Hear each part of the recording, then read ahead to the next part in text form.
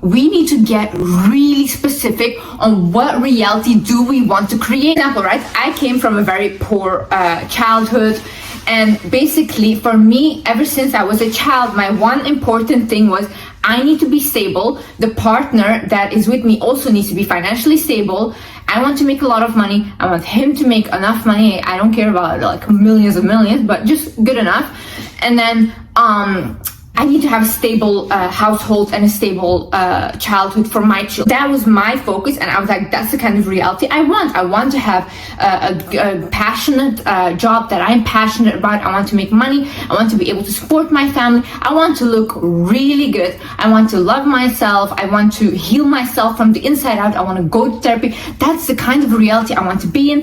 That's the kind of woman I want to be. Then also, I started to think about, okay, what kind of partner do I want? And once I literally wrote down the kind of partner I want, and I had never done this before, I literally attracted him and met the exact person that I wrote down. So I'm telling you, once you write things down, you manifest them, and it's crazy. I want you to answer these questions, yeah? Okay. First of all, what reality do I want to create? First question. Second question, who do I look up to?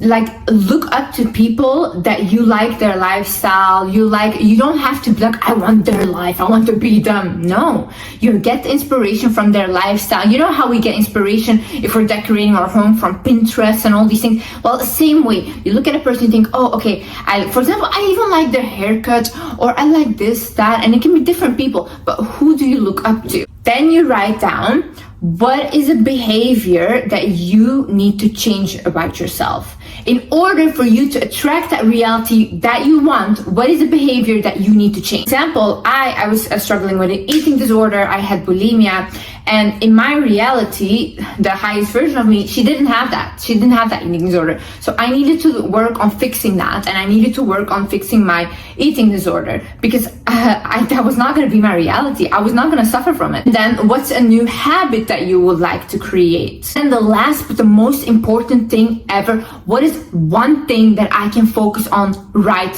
now? See, the human brain is incredible, yeah? We do not like too much choice.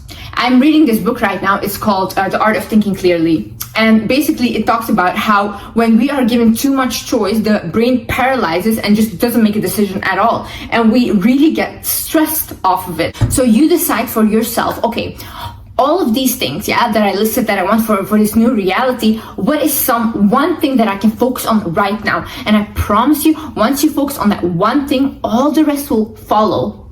Follow the leader. Example, I joined the gym recently.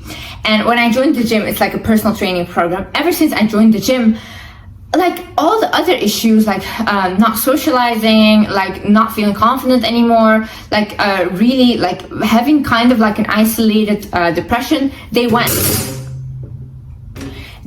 because I decided to focus on that one thing. And then all the rest of it follows. So you decide, okay, what do I start with? Do I start with my physical appearance? Do I start with healing my mental health? Do I start with not allowing toxic people in my life anymore? And then I swear, or do I start like going out a little more?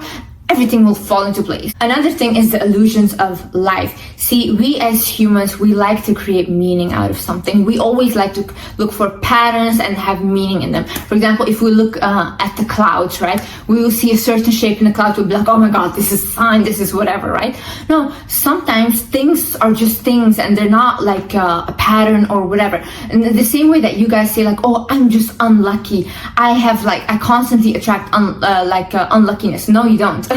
You have good days and bad days, and that's just it. You're not unlucky. Stop telling yourself that you're unlucky.